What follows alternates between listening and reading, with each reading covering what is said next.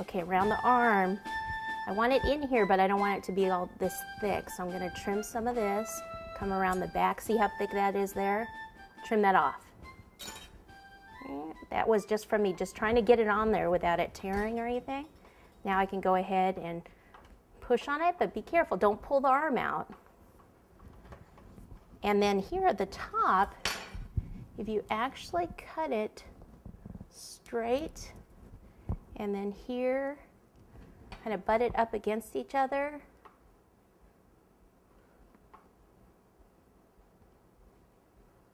Like that. Okay, because there would be a seam there anyway, see? Seam right here, so don't worry about that. Trim this top part here. Let me turn it so you can see it better. Here, here, here.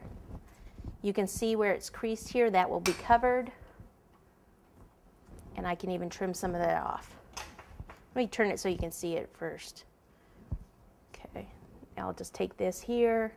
So my next piece needs to overlap. Okay, and then up here we'll have the collar, he'll have the hair, so we don't have to worry about any of that.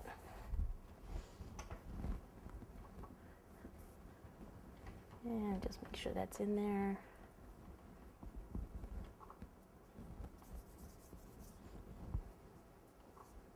Okay, before I do the next side, because it's drying out a little bit, I'm going to go ahead and do the stitching.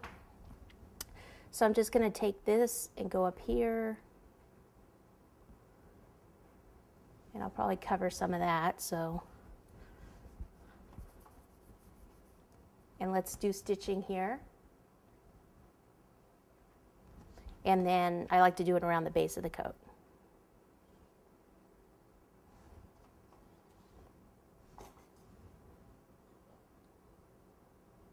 Okay, now I can go on to the next side.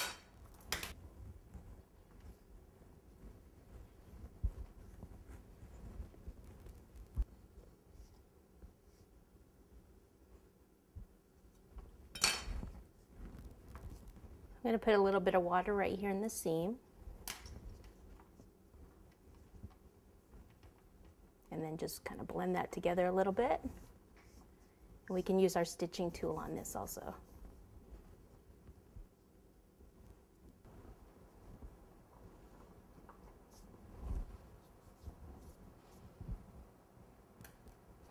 Okay, clean this up here.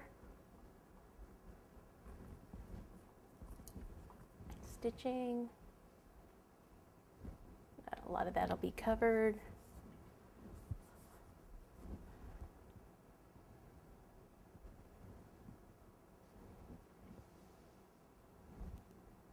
Okay, so the buttons are on this side, then we would need to make the little holes over on this side. So make the little marks. 1, 2, 3, maybe 4.